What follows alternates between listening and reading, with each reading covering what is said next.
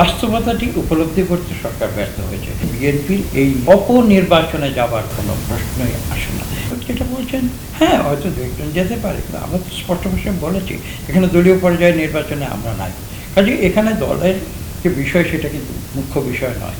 ঠিক আছে, দু একজন যেতে পারে, সে ব্যাপারে বিএনপিকে আজও ব্যবস্থা নেবার সেটা নেবে।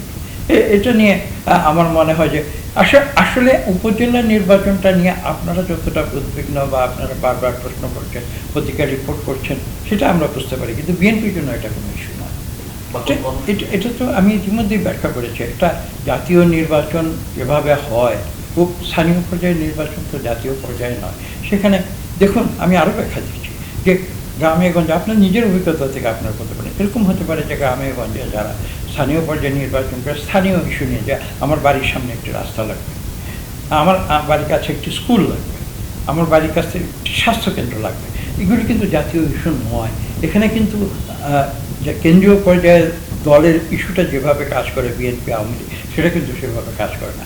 আপনার নিজের বাড়িতে এমন হতে পারে যে এটা একটা বাস্তবতা, এটা অস্বীকার করে কোনো লাভ নেই, যে এমন হতে পারে যে একজন কেন্দ্রীয় পর্যায়ে বিএনপি করে, সেখানে স্থানীয় পর্যায়ে যদি সে একজন ব্যক্তি দেখে যে তার স্থানীয় যে প্রয়োজন সেগুলো মেটাতে পারবে, সেখানে হয়তো সে আওয়ামী লীগকেও সমর্থন করে থাকতে পারে।